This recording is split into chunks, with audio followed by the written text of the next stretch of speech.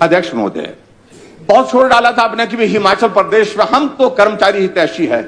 ठीक है, एक ओपीएस का एक इमोशनल इशू था, कर्मचारियों का भावनात्मक मुद्दा था, जिस मुद्दे को लेकर के हमने भी हमने कहा था हम विचार करेंगे, प्रदेश की आर्थिक परिस्थिति के ध्यान में रखते हुए क्या किया जा सकता है, रास्ता निकालेंगे।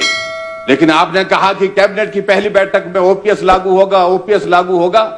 ओपीएस आपने लागू किया, लेकिन उसके बाद क्या ये सत्य नहीं है कि फाइल घूम रही कि ओपीएस के तहत तो प्रोविजन यह है कि जो लास्ट पे ड्रॉन है उसका 50% आपको पेंशन के रूप में देना होगा, लेकिन ये तय किया जा रहा है 40 नहीं तो अब तो ये मालूम पड़ा है कि 30। अब तो यहां तक बात आई कि 20% जो है लास्ट पे ड्रॉन जो है वो पेंशन दी जाए। अध्यक्ष महोदय, जब सत्ता जाती है तो विचित्र परिस्थिति पैदा हो जाती है, झूठ पर झूठ बोलने की आदत बन जाती है। इसमें पहले भी जनता को ठगा आपने और अब फिर जनता को ठग रहे। ओपीएस के मामले में कह रहे हैं कि हमारी फाइल चल रही है 40%, मैंने अखबार में भी पढ़ा, 30%, 20%।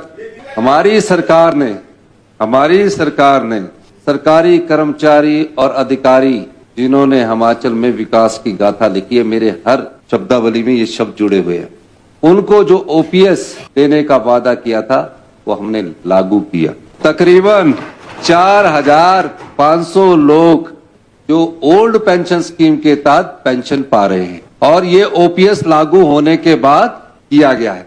कोई पेंशन में कोई कटौती नहीं की गई, लेकिन इसी तरह जनता को ठगना है और इस प्रकार की बयानबाजी करनी है और लोगों का ध्यान करना है, सरकार के कार्यों से विचलित है, इस प्रकार की बात करके इन लोगों का ध्यान आकर्षित करना चाहते हैं। मैं माननीय प्रतिपक्ष के नेता 5 साल मुख्यमंत्री रहे हैं, इस शब्द को एक्सपंज किया जाए। आंकड़ों और अफवाहों के अभाव पर जनता को ठगने का काम कर रहे हैं। अब इस चीज को ध्यान में रखिए माननीय प्रतिपक्ष के नेताजी, कि आप जो बोले कुछ कागज और तथ्य जरूर लाया करें। ये तथ्य आप जो बोले लोन के मामले में कुछ कागज तथ्य रखेंगे, जनता को भी सुविधा होगी, विपक्ष को भी सुविधा होगी, सत्ता पक्ष को भी सुविधा होगी।